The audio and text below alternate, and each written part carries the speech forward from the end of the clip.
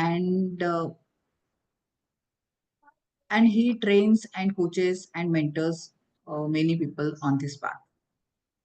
Thank you, Ashish. Yeah, thank you, Rashmi. I take this pleasure to introduce Rashmi. Rashmi is my business partner, and we work together in Money to Life. So before joining this business, she was working as an project manager with Infosys. She trained herself because of her sheer interest in this financial management, because of her own experience of life. She puts in into this, and her mission is to help people to manage their finances in right way so that they can enjoy the real enjoyment of life, and how we can do digitalization of all these processes. Being an engineer, she is having this thought process. So we written a book also together. Most of you already know about it. Most of you already have a copy of it, Investor or Rat Race Trap, and we got very good uh, reviews on that on Amazon also. So let's start with today's session. So it is about financial blind spots. And blind spots are such things which you could not able to identify, which you could not able to see. And because of that, you may be at risk. So majorly, we had seen that financial problems or financial blind spots are such. They are just like a unsymptomatic diseases where there is no any symptom, and when there is a loss of 75% or 80%, then actually you start getting a symptom. So it takes long time for a financial blind spot to uh, reach to their highest potential of destruction, and that's why we had called it as a hidden time bomb. So it is ticking, it is growing, but you could not able to notice it. But there are few things which you can identify immediately and take action on that, which can help you to protect yourself from this financial blind spot. So there are many things are there. So we will discuss this more. So we thought of can we have a session on this? We can just go through the slides, run through the slides, and can explain these things into the text manner or the for educational purpose, or maybe from that angle. Then we together thought that why not to share it, or why not to present it in case study manner, so most of you can relate with this case study. Okay, so we had taken one example of an individual, that individual's finance, about family finance, and then let's see what could be the blind spot into that, and what could be the possible pitfalls because of that, what problems that person may come across in his life or life having such kind of financial management. And these are just case studies, any resemblance to it, like a disclaimer which we normally see in Delhi soap, that कि अगर ऐसा किसी के साथ हो रहा है, किसी के साथ रिजेम्बलेंस है, तो इट इज जस्ट कोइंसिडेंस। तो वैसे ही हम भी यहाँ पे डिस्क्लेमर देंगे कि जो भी केस हम प्रेजेंट करने वाले हैं, किसी के साथ वो रिलेट हो रहा है, क्योंकि बहुत सारे लोगों से वो रिलेट होगा, तो रिलेट हो रहा है, तो किसी के साथ तो that mean just mayor coincidence, it is not design in that way. Okay, so I request Rashmi to present the case. Yeah. So let me introduce you to Rajesh. So he is 40 years old and he works as a mid-level manager in one of the MNC. And he earns a comfortable salary of around 1.55 lakh rupees per month. It is after tax, which gets deposited in his bank account. It's not what is written on his offer letter. That could be something different or could be more. And his wife, she's also working, and she's around 38 years old. She's into IT, and she's also earning 50,000 per month. So they provide a good life for their two kids of age around 10 and 7. Now, Rajesh has a very common financial mindset. He wants to have high returns, but without risk. Sounds familiar, right? Who doesn't want that? But here is the real question. Is that possible? Can you have returns high returns without taking any risk. Risk is there everywhere. And Rajesh believes he's doing well financially. But does he truly understand the risk ahead? Is he financially secure? Or, as Ashish said, there are some blind spots. They are hidden. And, you know, it's going to explode like a time bomb.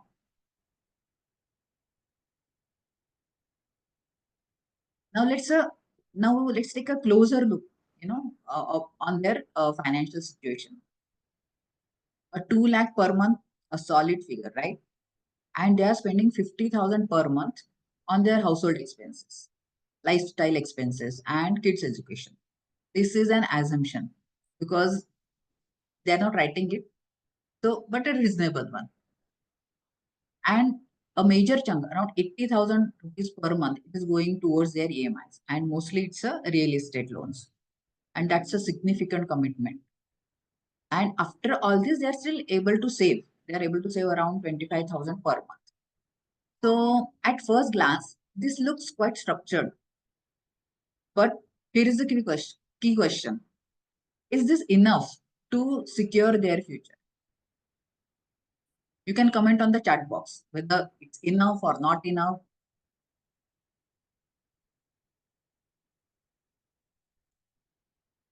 What do you think? Is this enough? Can they have good future? They're already having savings 25,000 per month.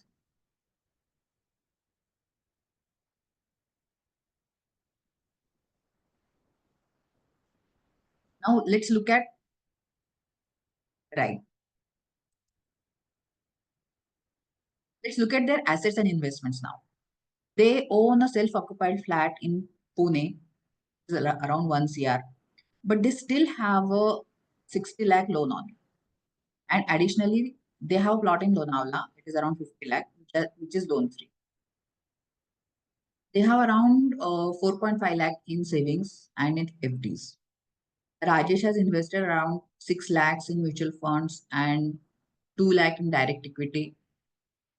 Maybe he's just playing around. And then they have some savings, PPF, NPS, and SSY for their kids. But when we ask him, what is your NPS fund value? He doesn't know. And what he says that his insurance coverage is provided by his employer. And he has to dig into that, which insurance cover. And they own a car around 5 lakh rupees. Both of them contribute towards EPF and they have a company provided health insurance.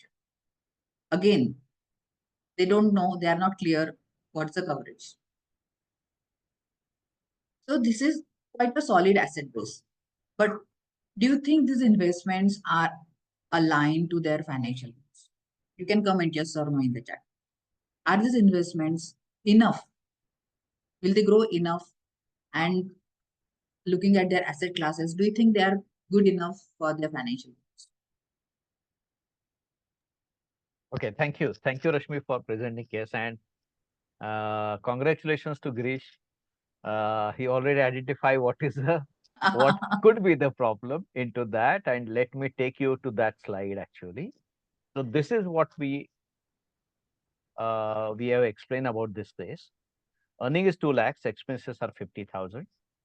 Then again, it is assumed expenses because when we interacted with many clients, normally this is what figure we get. कितना कितना expenses होगा तो तकरीबन 50,000 के आसपास होगा.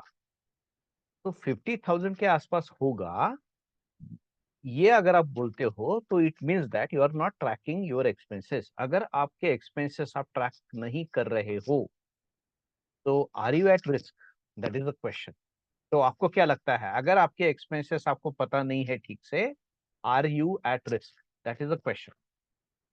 थोड़ा सा इंटरेक्टिव रखते हैं सो दैट आपसे भी थोड़ा फीडबैक मिलेगा. और रिस्क है तो कौन सा रिस्क हो सकता है अगर आपको लगता है रिस्क है यहाँ पे. और यहाँ पे आज Girish sir already pointed out fantastically, expenses 50,000 है, 80,000 एक्सपेंसेस जा रहा है इन EMI के लिए और 25,000 इज सेव. लेकिन यहाँ पे बहुत बड़ा गैप है 45,000 का, जो कहीं पे उसका कैलकुलेशन ही नहीं है। तो दिस इज द केस जहां पे हमने बहुत सारे ऐसे क्लाइंट्स आते हैं और फिर हम उनको क्रॉस चेक करते हैं। कैसे क्रॉस चेक करते हैं? ओके ठीक है, तो आपका इनका इनकम है, इतना एक्सपेंसेस है, इतना ईएमआई जा रहा है, इतना सेविंग्स हो रहा है, fantastic, you are doing good. Now tell me where you are keeping the remaining 45,000 per month. कितने सालों से ये चलते आ रहा है? तो बहुत सालों से चलता आ रहा है, फैंटास्टिक। तो फिर कितना पैसा आपके सेविंग अकाउंट में एक्यूमुलेटेड है? एंड देन इसका जो आंसर आ रहा है वो आंसर आता है कि 1 लाख रुपए सिर्फ बैलेंस है। तो सालों से चला आ रहा है, सालों से there are 45,000 rupees which are not accounted. You don't know कि वो पैसा कहाँ पे जा रहा है, और फिर भी आप बोल रहे हो कि आपका एक्सपेंसेस 50,000 रुपए है। और इसका इफेक्ट आगे कैसे आएगा वो भी हम आपको दिखाएंगे। Medical insurance is to company, what if one of the loses your, very good point. तो तो we have very good actually, क्या हम बोलते हैं, inform investors, calculated investors with us, so we are getting few points into it. लेकिन इसका effect कैसे होगा आगे, ये गैप का क्या इफेक्ट हो सकता है? तो ये गैप का एक इफेक्ट ऐसा है कि you don't know where your expenses are, like a Alice in Wonderland. You don't know what is happening and you are saying that yes, I am completely taken care of, क्योंकि इतनी expenses है, हम ज्यादा खर्चा भी करते नहीं है। लेकिन जैसे आपका उम्र बढ़ेगा वैसे आफ्टर 5 इयर्स, नॉर्मली ये 45 एज में ऐसे बहुत सारे क्लाइंट्स आते हैं। हम पैसा तो बहुत अच्छा कमा रहे हैं, हम खर्चा तो उतना नहीं कर रहे, लेकिन हमारे पास कुछ नहीं। बताओ व्हाट इज द प्रॉब्लम? तो problem is that you are not tracking your expenses. आपके एक्सपेंसेस आपको ट्रैक करने चाहिए, क्योंकि depend on that your entire future calculations are dependent on. और उसमें से सबसे बड़ा जो कैलकुलेशन है ना, that is your retirement calculation. और रिटायरमेंट कैलकुलेशन में अगर गलती होता है तो at that point of time आपके पास समय नहीं है, ना ही आपके पास पोटेंशियल है, ना ही आपके पास फिजिकल एबिलिटी है जिससे आप पैसा कमा सकते हो। लेकिन उस टाइम आपके पास इनफ पैसा अवेलेबल नहीं रहेगा। I will just tell you, I will just show you what could be the possibility. तो ये तो हमने देख लिया कि अदर एसेट्स में कार में 5 लाख है, that is a depreciating asset, insurance company provided. तो बहुत सारे लोगों को ये स्पेसिफिकली हमने कैसा केस लिया है कि क्लाइंट कैसे आते हैं हमारे पास। तो यहाँ कंपनी प्रोवाइडेड है, लेकिन कितना प्रोवाइडेड है, क्या प्रोवाइडेड है, कुछ भी मालूम नहीं है। तो यू शुड नो कि मेडिकल इंश्योरेंस आपके पास है क्या, कितना कवर अवेलेबल है, कोई जिसको बोलेंगे हम लोग कि एक्सीडेंटल इंश्योरेंस है क्या, लाइफ इंश्योरेंस कितना है। तो अननोन केसेस पे अगर आप डिपेंडेंट होके आपका फाइनेंशियल मैनेजमेंट करोगे तो there can be bad surprises in your life. Clearly tracking their money expenses, reduce discretionary spending. What about inflation? Assuming their salaries may go up. Good. तो ये सब हम लोग बात करेंगे। Fantastic, very good points Kunal. So slide आगे, हाँ, fantastic. सो यहाँ पे ब्लाइंड स्पॉट है ना, वो है मोर देन 20%। तो 20% का एक्सपेंसेस अनअकाउंटेड है। तो ये भी क्रेडिट कार्ड से होगा, ये भी अदर एक्सपेंसेस से होगा। तो दिस शुड बी ट्रैक। क्यों? क्योंकि आगे जाके इसका इफेक्ट आपके ऊपर आएगा। So with consideration of 11% of inflation, क्योंकि रिटायरमेंट के बाद 30 इयर्स आपको सरवाइव करना है based on your life expectancy in your family. With current annual expenses in excluding EMI 6 lakh रुपए है। रिटायरमेंट गोल विदाउट ब्लाइंड स्पॉट बनता है 12 करोड़। अगर 12 करोड़ राजेश के पास है at the time of retirement 20 years from now, तो he is taken care of, his all expenses are taken care of, अगर हम वो समझे तो। लेकिन अगर वो ब्लाइंड स्पॉट जो निकाल निकाल के रखा है बाजू में, उसको हम ऐड कर देंगे as an expenses, because track नहीं है, इन्वेस्टमेंट्स नहीं है। इसका मतलब है वो स्पेंडिंग में ही जा रहा है, दूसरा कोई भी उसमें लीकेज नहीं है। तो instead of 60,000 now the expenses, sorry, instead of कितना हमने बोला है 50,000 रुपीज, हम एज्यूम उसमें 45 ऐड करो तो 95,000 मंथली एक्सपेंसेस होता है। और 95,000 को 11% से हम इन्फ्लेट करते हैं, तो नेक्स्ट 30 इयर्स के लिए post retirement requirement is 23 crore. So if you really see, gap is 9 crore at the time of retirement. तो अगर 9 करोड़ जो लगता है उस टाइम कैसे लाओगे? उस टाइम कैसे आपके पास वो इतना पैसा अवेलेबल होगा, और ना ही उसके साथ आप काम कर पाओगे। तो either you have to compromise your standard of living. और उसमें और एक प्रॉब्लम क्या है कि if you don't realise this at the time of retirement itself, you may continue your life as it is, and at some point of later, maybe at age of 70, maybe at 75, you come to know, you realize that I don't have enough funds. सोचो जरा, वो राजेश क्या कर पाएगा उस time.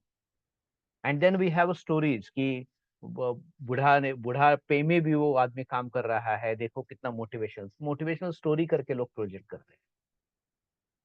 So you have to ask this question to such a person, कि whether you are doing it because of will, because of wish, or because of compulsion. तो अगर ये नहीं होना चाहिए तो this time bomb, because time bomb आज नहीं फूटने वाला है, ये ब्लाइंड स्पॉट से चालू हुआ है, now it is ticking.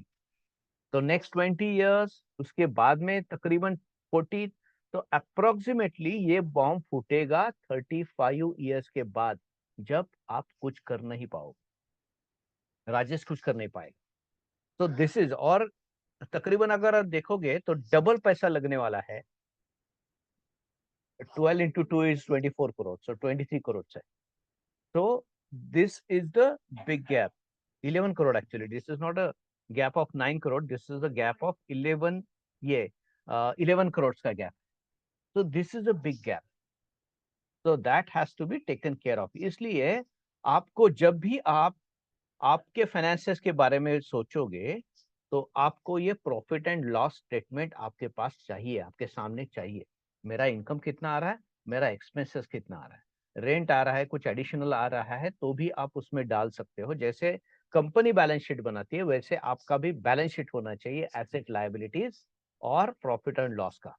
It gives you a snapshot of your entire life कि कहाँ पे आप हो और आपको किस तरीके से सोचना पड़ेगा। And this is assets and investments, these are actually your balance sheet. तो अलग तरीके से उसको रिप्रेजेंट कर सकते हैं, we have presented in this वे।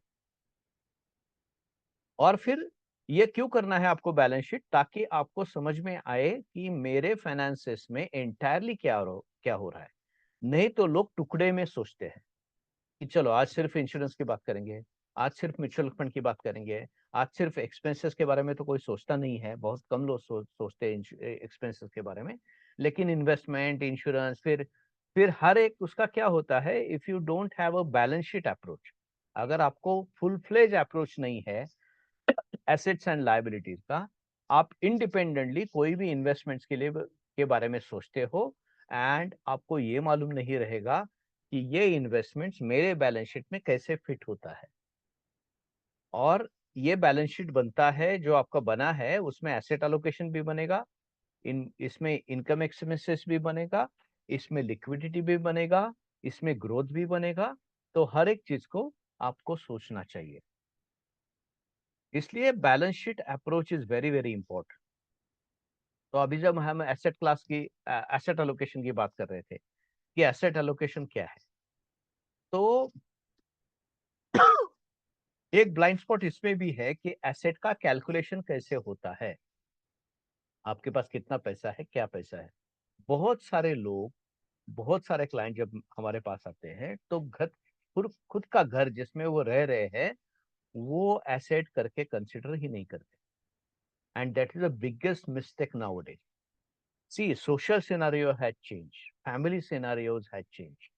पहले कैसे होता था कि एक ही घर में सब लोग रहते थे, पुश्तैनी हवेली, पुश्तैना घर। तो एक जॉइंट फैमिली कल्चर था, सभी उसमें रह रहे थे, इसलिए जो रेसिडेंशियल हाउस है वो तो रहने वाला है, जनरेशन आफ्टर जनरेशन उसी घर में लोग रहने वाले हैं, वो कंसेप्ट था। लेकिन आज की तारीख में वो कंसेप्ट नहीं है, बराबर। तो एसेट अलोकेशन का देखो कैसे हो रहा है यहाँ पे। अगर हमने एक्सक्लूड कर लिया उनका रेसिडेंशियल हाउस, तो this is the assets. 50 lakh, 10 lakh debt, 10.5 lakh in debt में, देन इक्विटी में 8 लाख, कैश में 1 लाख, और डेट इज 60 लाख। तो 60 लाख के अगेंस्ट 69.5 लाख का एसेट बन गया। तो डेट एसेट रेशियो ये इनिशियल लेवल पे, जब आप इनिशियल होम लोन लोगे, जब आपका नया ये चालू होगा, जॉब चालू होगा, तो जॉब में 3-4 साल के बाद नॉर्मली लोग घर लेते हैं। घर से भी प्रेशर आता है, और इनको भी लगता है कि नहीं बहुत सारे लोगों ने लिया है, और हाउसिंग लोन भी अभी इजीली अवेलेबल है, इसलिए लोग लेते हैं। तो उस टाइम एसेट्स बहुत कम रहेंगे, लायबिलिटी ज्यादा रहेगी।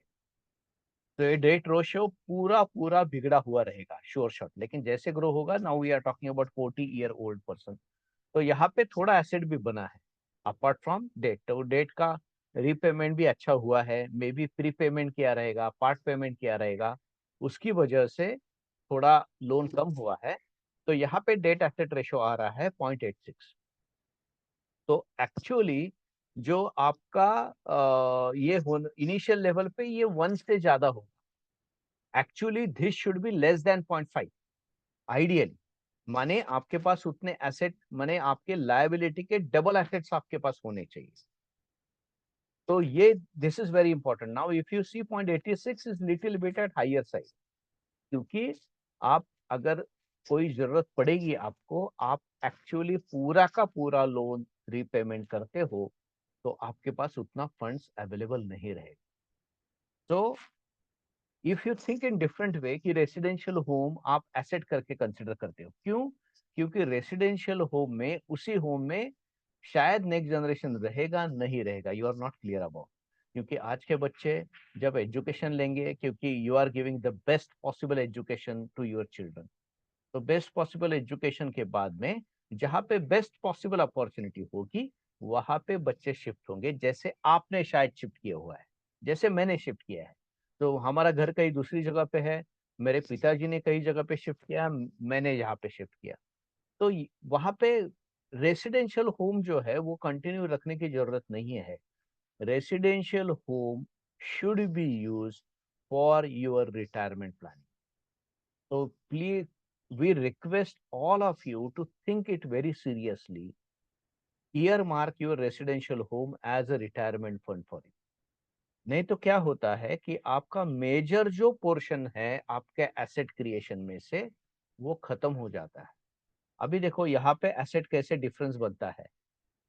अगर आप रेसिडेंशियल होम इंक्लूड करते हो, तो 50 लाख का इमीडिएटली 1.5 करोड़ हो जाता है। तो जो आपका पहले 69, राजेश का जो एसेट था 69 लाख का, now it is 169 lakh. So almost double पैसा उसके अकाउंट में एसेट में बढ़ा है। क्यों? क्योंकि रेसिडेंशियल हाउस कंसिडर हुआ है। रेसिडेंशियल हाउस कंसिडर करने की जरूरत यह भी है क्योंकि आपके ऊपर फाइनेंशियल बर्डन कम हो जाएगा। I will tell you a classic case. तकरीबन 2013-14 में एक क्लाइंट मेरे पास आए थे, तो उन्होंने मुझे फोन किया था कि sir I want to have a consultation for retirement planning. तो रिटायरमेंट के प्लान में बहुत सीरियसली हम सोच रहे हैं, तो क्या मेरा रिटायरमेंट प्लानिंग आप करके देंगे? तो मैं बोला हाँ ठीक है, रिटायरमेंट प्लानिंग मैं करके दूंगा आपको। तो फिर वो बोले कि क्या आपको श्योरिटी है कि मेरा रिटायरमेंट हो जाएगा? तो बोला ये कैसा क्वेश्चन, नहीं, क्या आप मुझे रिटायरमेंट प्लानिंग करके दोगे और मेरा रिटायरमेंट हो जाएगा, ऐसा स्ट्रैटेजी बना के देंगे? तो मतलब हाँ, मैं स्ट्रैटेजी तो बना के दूंगा। वो बोले कि फिर गारंटी है क्या उसका मेरा रिटायरमेंट होगा? तो मैं बोला नहीं गारंटी, क्योंकि मुझे आपके फाइनेंसेस मालूम नहीं है, मुझे आपके कोई भी फिगर्स मालूम नहीं है, मुझे आपका इनकम एक्सपेंसेस मालूम नहीं है, आपके एसेट्स मालूम नहीं है। अगर ये कुछ मालूम नहीं तो कुछ नहीं हो सकता। तो बोले आप फी लेंगे? तो मैंने बोला हाँ, मेरा तो फी रहता है, हम फी चार्ज करते हैं। तो वो बोले कि फिर मैं फी दूंगा और मेरा रिटायरमेंट नहीं होगा तो प्रॉब्लम हो जाएगा। मैं बोला आपको तो रिस्क लेना पड़ेगा, नहीं तो आज के प्रॉब्लम प्रॉब्लम क्या फेस कर रहे हो आप, वो मुझे बताओ। तो वो बोले कि मैं रिटायरमेंट के बारे में सीरियसली सोच रहा हूँ, मैंने ऑलरेडी 2 फाइनेंशियल प्लानर्स का कंसल्टेशन लिया है, लेकिन वो जो मुझे SIP करने का फिगर बोल रहे हैं उतना मेरा इनकम भी नहीं। तो मुझे ये फीलिंग है कि मैं रिटायर नहीं हो पाऊंगा, मुझे पूरी जिंदगी भर काम। तो फिर उनको बुलाया, मैंने बोला कि already you are at risk, तो और मेरा जो फी है वो भी रिस्क में ले लो, लेकिन एक कंडीशन है कि आपको आपके स्पाउस के साथ ही आना पड़ेगा, आप अकेले नहीं आओगे। तो वो बोला कि ठीक है। तो उसने फी भी पे कर दिया और फिर वो ऑफिस में आए कंसल्टेशन के लिए। We had a consultation of 1.5 hours to 2 hours approximately. और उनको जाते टाइम मैंने बोल दिया कि कल भी जॉब आपने छोड़ दिया तो भी चलेगा, यूर एवरीथिंग इज डन। उनके 2 बच्चे थे, लड़का पढ़ रहा था, लड़की का एजुकेशन पूरा हुआ था, तो उनके मैरिज के लिए, एजुकेशन के लिए, रिटायरमेंट के लिए पूरा पैसा आपके पास है। आप पॉकेट में पिंक स्लिप लेके चलो, कंपनी ने कुछ बोला तो उसको पिंक स्लिप दे दो, I am not interested to work with. तो फिर वो बोले कि इतना डिफरेंस क्यों है? डिफरेंस ये था कि उन्होंने उनका प्रॉपर्टी उनके एसेट में कंसिडर नहीं किया। 2 बच्चे थे, 2 फ्लैट्स थे, एक लड़के को दूंगा, एक लड़की को दूंगा। मैंने बोला क्यों? आपके एंसेस्ट्रल प्रॉपर्टी आया है क्या? एंसेस्ट्रल प्रॉपर्टी आया है, then you are just a trustee, you have to pass on to the next generation. तो दैट आई एक्सेप्ट। लेकिन खुद ने तैयार किया हुआ है तो कुछ भी बच्चों को देने की जरूरत नहीं है। What your responsibility you are completing in the form of giving them the best education available, make them capable of earning money and allow them to be on their own। नहीं तो फिर आपका पूरा लाइफ आपको compromise करना पड़ेगा। क्यों? क्योंकि बच्चों के लिए रखना है। तो खुद को नुकसान करके, खुद का लाइफ कॉम्प्रोमाइज करके, खुद को स्ट्रेस में रह के, खुद को फियर में रह के कोई भी चीज आपके बच्चों को मत दो। और घर में जाके आज अनाउंस करो कि कुछ नहीं होने वाला है, ये पूरा बेच के मैं खाने वाला हूँ घर में। तो that is a classic example कि कैसे ये हुआ। तो वो बोला कि फिर पहले दोनों ने क्या किया? तो बोला वो क्या करेंगे वो उनका व्यू है, लेकिन ये मेरा view. And do you agree to that? वो एग्री बोला। Now he is a client since this many years and he is living in freedom. उनका स्ट्रेस वगैरह सब खत्म हो गया। Because this gives you, money gives you confidence in this world. So money के बारे में अच्छी तरह से सोचना चाहिए, सही तरीके से सोचना चाहिए। अगर हम यहाँ पे अगर रेसिडेंशियल हाउस भी कंसिडर करते हैं तो सी डेट एसेट रेशियो क्या हुआ? It is 0.35। It is in good condition now. Earlier थोड़ा ज्यादा था, अभी वो कम हो गया। तो this is something which is important. This is one of the blind spot because of the traditional mindset. Indian traditional mindset ये है कि घर खुद का जो होता है वो एसेट नहीं होता, वो लायबिलिटी होता है। नहीं, इट इज एन एसेट। एक तो जब उसमें रहोगे तो आपका खर्चा बचेगा। Second, it gives you freedom. Third, it gives you security. And as well as अगर खुद का घर रहेगा तो कॉन्फिडेंस भी बढ़ता है। And there is a good possibility कि आप अर्न भी ज्यादा करोगे। तो इसलिए खुद का जो घर है, अगर आपने खुद ने कमाया है, खुद ने क्रिएट किया हुआ है, please consider it as your own asset and ear market for retirement planning. क्योंकि at the time of retirement after age 60 you can put it on a reverse mortgage, right? तो यहाँ पे ब्लाइंड स्पॉट क्या क्या है? अभी assets, liabilities, assets में blind blind spot क्या है? अगर आप एलोकेशन के यहाँ पे देखोगे तो 88% is real estate. No any real estate, अगर हम नोशनल बेनिफिट कंसिडर करते हैं सेल फोन घर से, तो उसको छोड़ के दूसरा जो प्लॉट है, it is not earning anything, a regular income. Second, the biggest problem with real estate is it is illiquid asset। और जब तक आपको जो चाहिए वो रेट नहीं मिलता, तब तक आप बेचते नहीं हो प्रॉपर्टी। और that is a one more reason property एक जनरेशन से दूसरे जनरेशन तक जाती है। क्यों? क्योंकि आप बेच नहीं पा रहे। और अगर आप देखोगे डेट और equity, allocation is very less, cash is also very less. तो यहाँ पे liquidity is a problem. Liquidity का प्रॉब्लम होने की वजह से अगर कोई अनफोर्सीन इवेंट्स आते हैं, अनफोर्सीन सिचुएशन आती है, जिसको हम बोलते हैं protection fund you should have, वो प्रोटेक्शन फंड आपके पास नहीं है। अगर प्रोटेक्शन फंड आपके पास नहीं है और वो सिचुएशन आती है तो उसको आप फेस कैसे करोगे? सेकेंड, आप जो इन्वेस्ट कर रहे हो वो सिर्फ 25,000 रुपीज है आज की तारीख में, सेविंग के अगर हम बात करेंगे, तो उससे हर एक गोल कैसे कंप्लीट होगा आपका? आप सोच रहे हो कि मेरा एक्सपेंसेस इतना कम है, लेकिन आपका एक्सपेंसेस उतना कम नहीं है because of that blind spot of 45,000। आपको बच्चों का एजुकेशन करना है, एज इज 10 and 7। सोचो कि उनके एजुकेशन का रिक्वायरमेंट क्या होगा। आज का इंजीनियरिंग का रिक्वायरमेंट की भी बात करोगे आप, तो भी आज का जो एक्सपेंसेस है इट इज अप्रोक्सीमेटली 15,000। अगर आप मेडिकल की वगैरह बात करोगे तो even if it is a free seat, the expenses are around 45 lakh rupees.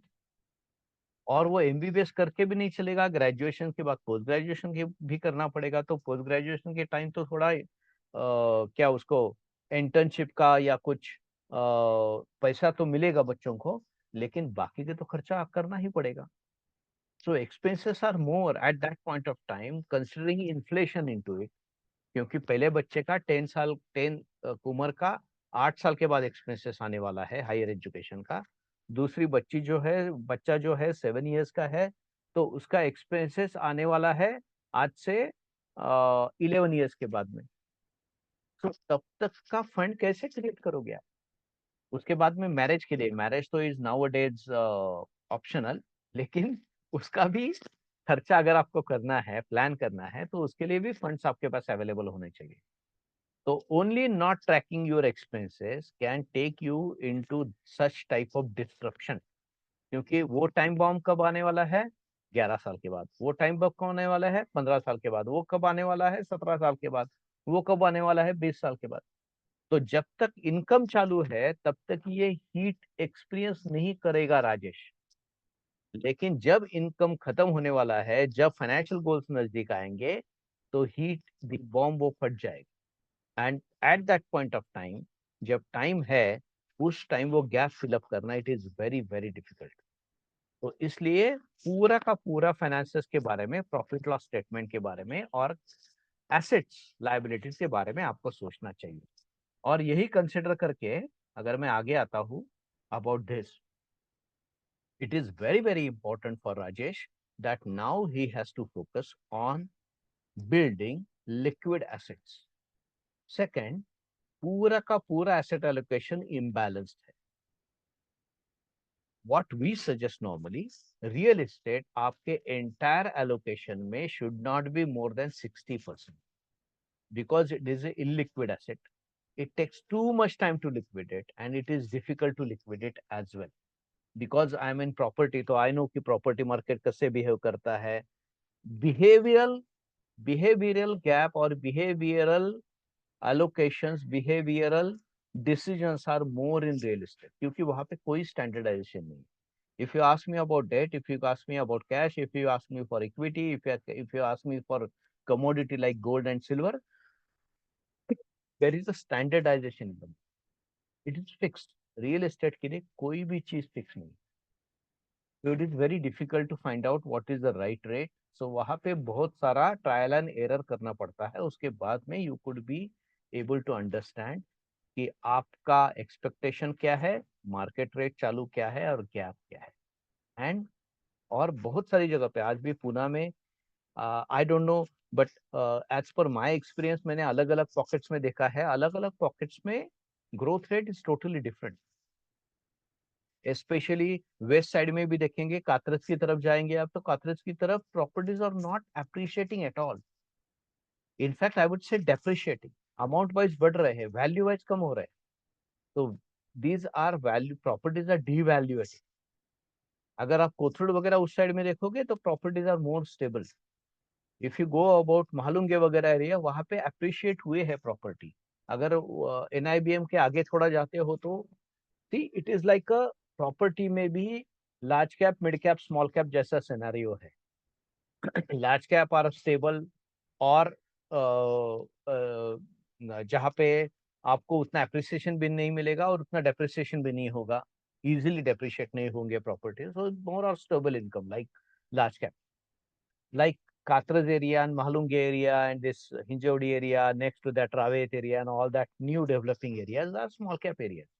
either the price will go up or price will go down or price will be stagnant, so valuation तो कम होता जाएगा. तो variety क्या है पुणे में?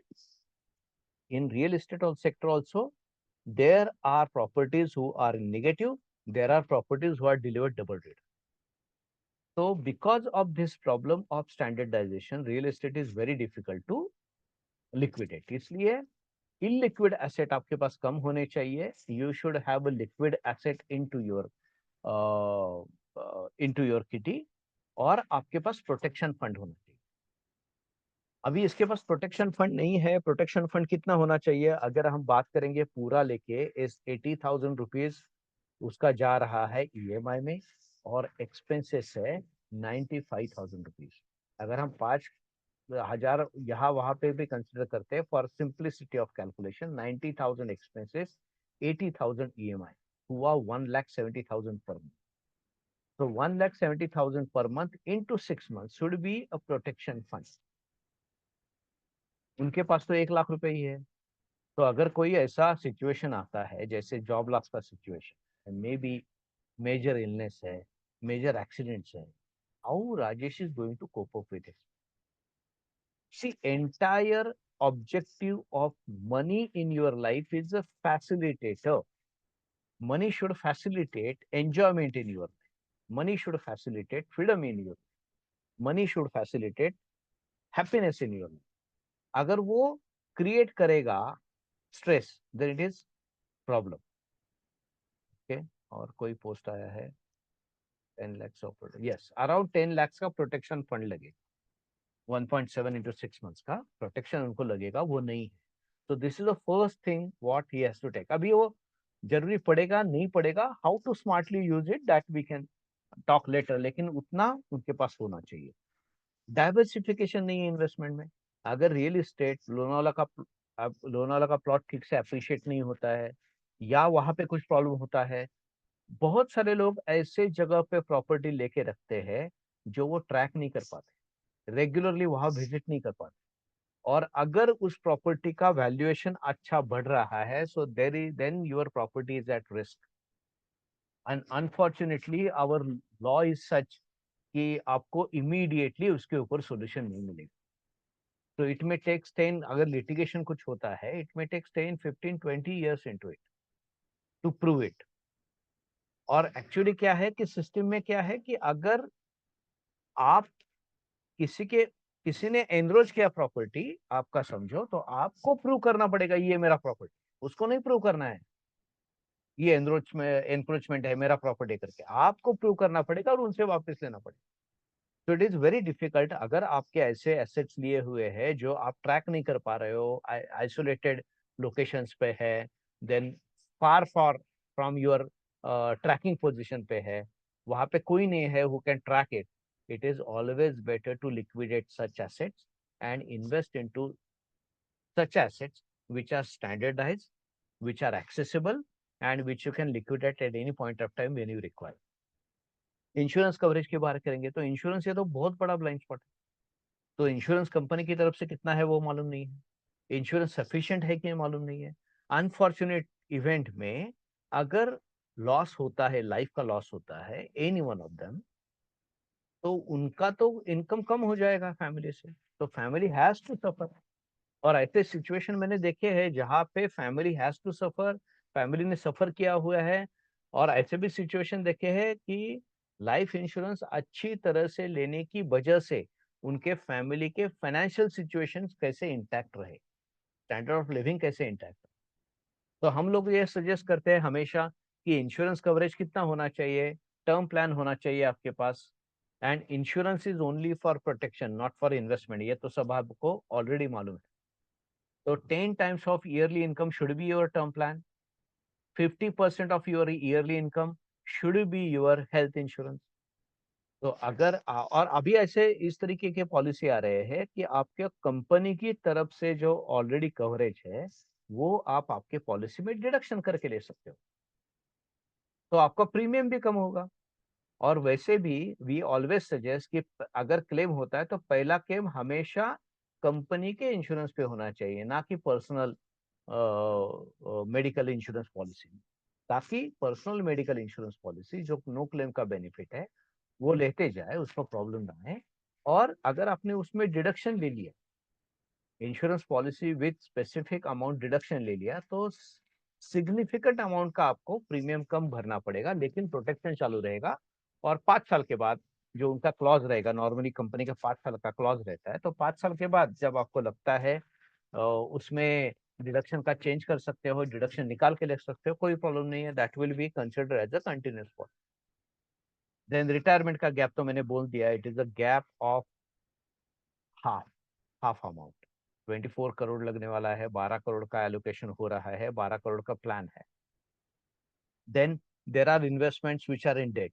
तो बहुत सारे लोग ये आइडेंटिफाई नहीं कर पाते कि कौन सा एसेट क्लास किस लिए लेना है, what is the purpose of that. तो यहाँ पे Sukanya Samriddhi Yojana is not a good instrument because it is a long term instrument in debt. तो डेट तो आपको उतना रिटर्न नहीं देगा जितना आपको चाहिए, और इन्फ्लेशन को बीट नहीं कर पाएगा। तो आपके पास उतना पैसा नहीं रहेगा, अमाउंट तो बढ़ेगा लेकिन वैल्यू उसका कम होता जाएगा। और उसके बाद में जो नॉर्मली लगता है, that is what we recommend, nomination हर जगह पे होना चाहिए। देन विल क्रिएशन होना चाहिए। विल क्रिएट है तो it is always better to pass on your money, pass on your asset to the next generation. It is the simplest way. Otherwise expenses are too much, बहुत सारे expenses लगते हैं। So these are the blind spots which we just thought of when we thought of this case study. So आपको request है कि आप खुद का बैलेंस शीट बनाओ, आप खुद का प्रॉफिट एंड लॉस स्टेटमेंट बनाओ, आप खुद का बैलेंस शीट बनाओ। एसेट लायबिलिटीज कहाँ पे है, क्या है, एसेट का डिस्ट्रीब्यूशन किस तरीके से है, इलिक्विड एसेट कितना है, लिक्विड एसेट कितना है। तो ऑल दिस पैरामीटर्स आपको देखने हैं आपके इसमें, आपके फाइनेंसेस में। ओके। और उसके लिए हम सपोर्ट के लिए अवेलेबल है, तो you can reach to us, we are available for your assistance. तो identify your blind spot, key factor जो रेशियोज रहेंगे उसके ऊपर आपको काम करना है। Reduce debt and increase investments, I would say not savings. तो रिड्यूस डेट, लेकिन रिड्यूस डेट का स्ट्रैटेजी होना चाहिए। इट शुड नॉट बी कि मुझे डेट फ्री होना है। तो डेट फ्री होना आपको एसेट क्रिएट करने में मदद कर रहा है, एसेट कम करने में मदद नहीं हो रहा है, उसके ऊपर आपको डेट का क्या करना है वो प्लान करना है। Then diversify your investments, real estate में ज्यादा इन्वेस्टमेंट नहीं होना चाहिए, 60% तक okay, you should not be more than that. So आप भी देख सकते हो कि आपके बैलेंस शीट में रियल एस्टेट का पोर्शन कितना है। रिटायरमेंट के लिए सही प्लान करो, रिटायरमेंट के लिए अजम्पटिव एक्सपेंसेस पे काम मत करो, और प्रॉपर इंश्योरेंस ले लो। This are the these are the things which we want to discuss with you about blind spots. So any question on this? कोई क्वेश्चन है आपकी तरफ से?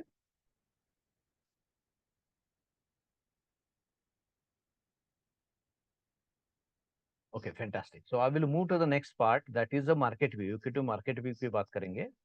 तो that is a small part, just 2-3 slides है, that's we will finish. तो 32% of times right now market is down, तो market नीचे जा रहा है, लेकिन आउट ऑफ 2000 टू 2025, सो 25 साल में 8 साल मार्केट ने निगेटिव रिटर्न दिया है। लेकिन उसके बावजूद जो निफ्टी 50 का जो CAGR है, इट इज 11.1%। और जब हम म्यूचुअल फंड में इन्वेस्ट करते हैं, पोर्टफोलियोज में इन्वेस्ट करते हैं, तो we are expecting 3-4% higher return, 2-5% higher return to Nifty, depending on हमने किस तरीके का एलोकेशन किया है। It is equity full, then we are expecting 4-5% alpha, माने additional return to over Nifty. तो 14-15% तो आपका रिटर्न वैसे भी बनेगा, ठीक है। एंड हर डाउनफॉल के बाद, डिक्लाइंस के बाद मेजर गेन हुआ है मार्केट में, because of that it could able to clock 11.1% return. तो लॉन्ग टर्म में इन्वेस्ट होना है। Equity market is all about long term investment, never ever invest in market for short term. तो normal factors जो होते हैं, जो इम्पैक्ट करते हैं मार्केट्स को, लॉन्ग टर्म में क्या, शॉर्ट टर्म में क्या, मिड टर्म में क्या। सो लॉन्ग टर्म में जो मार्केट में इम्पैक्ट करते हैं, तो कैसे लॉन्ग टर्म का हिस्ट्री, लॉन्ग टर्म का स्टोरी इंटैक्ट रहता है, it is because of GDP, inflation का कंट्रोल, एंड गवर्नमेंट का physical discipline, as well as I would say government का स्पेंडिंग किस तरीके से हो रहा है। मिड टर्म में it is all about earnings, then EPS जिसको हम बोलते हैं इक्विटी पर शेयर, तो अर्निंग्स पर शेयर, तो अर्निंग्स पर शेयर के ऊपर मेजरली मीडियम टर्म का फैक्टर, मीडियम टर्म का ग्रोथ डिपेंडेंट होता है इक्विटी मार्केट।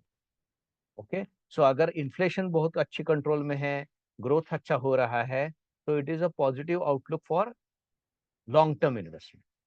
और अगर शॉर्ट टर्म की हम बात करें तो short term is all about news and different scenarios what are available, what is happening in around the world. So India's nominal GDP growth expected 11 to 12%. Then Nifty expected growth 11 to 13% CAGR over next 5 years. So आज भी इस situation में भी we are expecting 11 to 13% CAGR growth for next 5 years. So it is the right time to invest. That's why we always say it is the right time to invest. And based on different valuations and estimates, we are expecting Nifty 50 to be at 28,800. Right, up to March 2026. So mid cap small cap पे index दिया हुआ है, that this is so financials are strong, fundamentals are strong.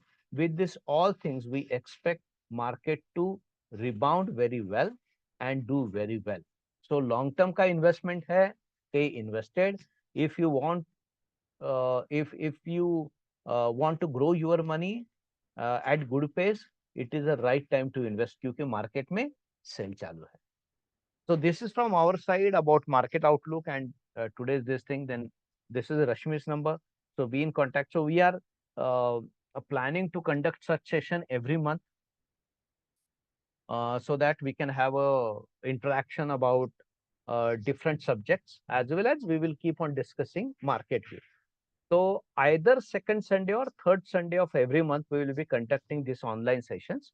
So request you to join such sessions, as well as request you to share this to your friends also, so your friends also can join. और अगर video अगर आप चालू करोगे सब लोग, तो I can take a screenshot, so you so we can post it on social media also. So just please, if possible, start your video so we can actually take a screenshot. 1 2 या अरे Girish sir तिकडच बघा, तुम्ही पुढेच बघा, इकडे बघू नका अजिबात. Continue. Thank you. Yes, thanks. Yes, so now we are open for questions. So if you have any questions, you can ask. You can unmute yourself and you can ask question if any.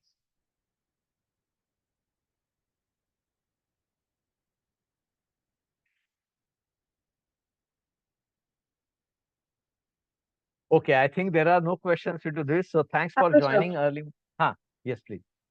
Okay.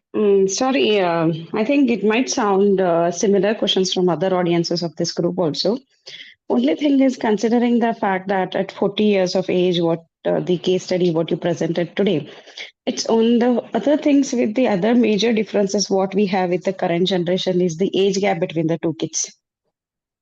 Okay, yeah. Yes. So I just wanted to have your insight on that because one is almost at the higher school and the elder is just kind of less than 5 years. Because that other than this money or they were the retention, whatever we are planning for, the time bomb, that is one thing which always ticks on to the second child. We always think that once first child is always kind of sorted, but the second child we have to be kind of recalculative. So can you just add on to that? So, yeah, thank you. So this is very important insight actually. We just thought of 10 and 7, but the gap can be bigger actually. So इस situation में ये important है कि अगर आप इसलिए तो आपको आपका बैलेंस शीट अप्रोच से काम करना पड़ेगा. You should have your balance sheet. आपके पास प्रॉफिट एंड लॉस स्टेटमेंट होना चाहिए. You should track your expenses और प्लान फाइनेंस होना चाहिए. तो अगर पूरा का पूरा प्लानिंग आप करते हो, क्योंकि आपने जो बोला वो सही है, फर्स्ट चाइल्ड के लिए एवरीथिंग इज सॉर्टेड, क्यों है? क्योंकि फंड्स अवेलेबल है, तो उसको लिए पूरे यूज किए. अभी सेकंड चाइल्ड के लिए इनफ फंड्स अवेलेबल नहीं है, not also for your retirement. Then बहुत सारी सिचुएशन में भी ये होता है कि बच्चों को फीड किया जाता है लेकिन खुद को फीड करने के लिए कुछ नहीं है. और आज की तारीख में कि कोई भी पेरेंट ने ये गलती नहीं करना चाहिए कि my children are my retirement fund. No, it is a problem, it is going to be big problem. तो आज के सिचुएशन में आप भी देख रहे हो कि आपको कितना स्ट्रगल करना पड़ रहा है, आपको कितने एक्सपेंसेस है, आपके बच्चों के तो इससे भी बढ़ने वाले हैं. Lifestyle expenses is going to increase like anything. तो आपको क्या करना है, आपको आज से ही हर एक चीज का प्लानिंग करना है.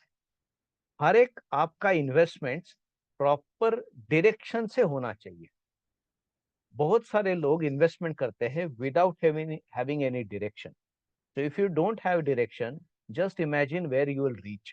And most of the times you will reach to such a destination which you don't want to reach to. इसलिए अगर आपने आज से ही पूरा फाइनेंशियल प्लानिंग कर लिया, आपने पूरा प्लान कर लिया कितना एक्सपेंसेस लगने वाला है, क्या है, कितना आपका इनकम है, उसमें से इन्वेस्टमेंट किस तरीके से एलोकेट होगा, तो from today itself you can ensure that the elder as well as younger both are provided in a right way and you are prepared. अभी सेकंड चाइल्ड के लिए एक एडवांटेज क्या है, time is on your side. अगर बड़े बच्चे के लिए आपको जितना इन्वेस्टमेंट लगेगा to take care of his और हर एजुकेशन एंड हिज और हर मैरिज, उससे ऑलमोस्ट 50% लगेगा छोटे बच्चों.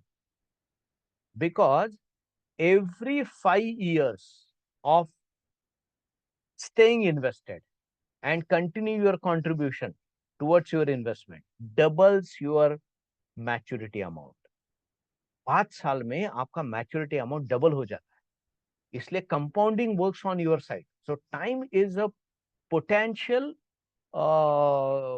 क्या help what you are getting, and your best friend is compounding in this situation. So solution is plan your investments, plan your life, plan your expenses जो future में आने वाले हैं. Financial goals are nothing but expenses in future.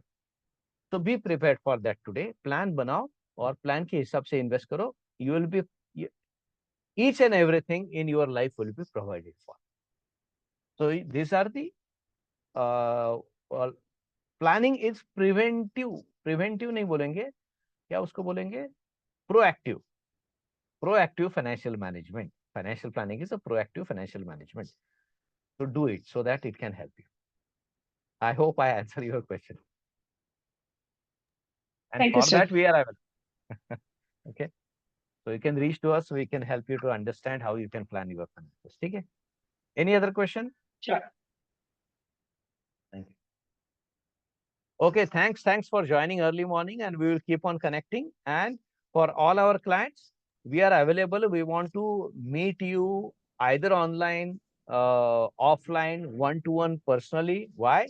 Because there are dynamics keeps on changing, things keep on changing, finance keep on changing, your life keeps on changing. For that, review is very, very important. So quarterly, we suggest everyone to have at least one meeting with us so that we can immediately do the course correction required in your financial status, in your finances and your financial money. Thank you, and I wish you a rich, happy and successful life. Bye-bye. Thank you, Ashish. Thank you, Rashmi. Thank you. Thanks all of you for joining. Thank you.